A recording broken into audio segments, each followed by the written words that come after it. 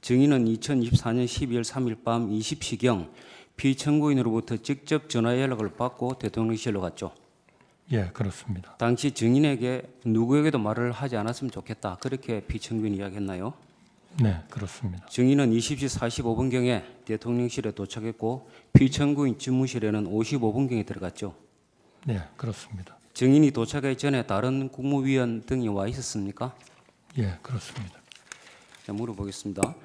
그때 국방부 장관 김용현, 법무부 장관 박성재, 행안부 장관 이상민이 증인보다 먼저 와 있었습니까? 누가 어떤 순서로 도착했는지는 정확히 기억은 나지 않습니다.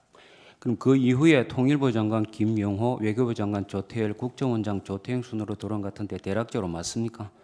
제가 그 순서에 대해서는 예. 기억이 분명하지 않습니다. 파랑 물어보겠습니다. 그러니까 그 무렵에 대통령 집무실에 있었던 사람은 피청구인, 증인, 국방부 장관, 법무부 장관, 통일부 장관, 외교부 장관, 국정원장 7인이었던 것은 맞죠?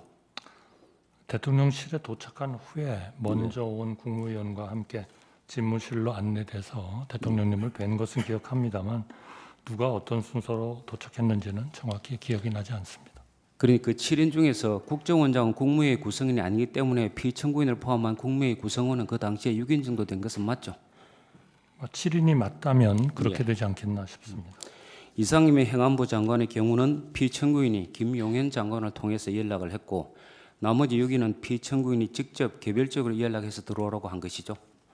각자 연락받은 과정은 잘 모릅니까? 제가 모르는 내용이라 답변 드리기 어렵겠습니다. 증인은 그 당시에 피청구인이 당일 22시에 계엄을 선포하기 위해서 KBS에 생방송을 미리 예약해 놓은 것 알고 있습니까? 대통령님이 계엄을 선포하실 계획이라는 것은 대통령님께 들어서 알았습니다만 구체적인 그런 계획은 알지 못했습니다. 피청구인이 10시에 생방송에 예약되어 있다 그런 이야기를 증인 등에게 하지 않았습니까? 네, 안 하셨습니다. 당시 집무실과 대집견실에서 피청구인이 계엄을 선포해야 하는 이유를 여러 가지 말한 것으로 보이는데 그 당시에 피청구인이 부정선거나 선관위와 관련된 내용을 언급한 적은 있습니까?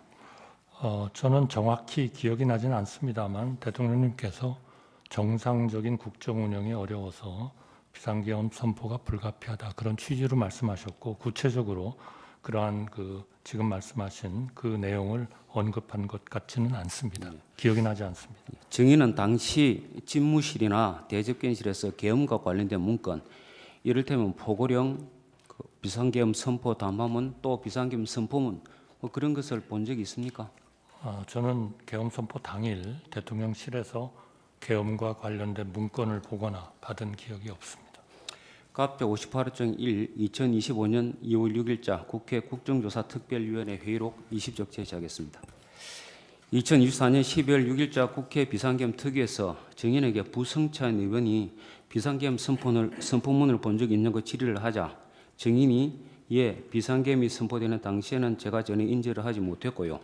비상계엄 해제 국무회의를 마치고 사무실로 출근하여 제 양복 뒷주머니에 있는 것을 알았습니다. 이렇게 진술한 사실 있죠? 예.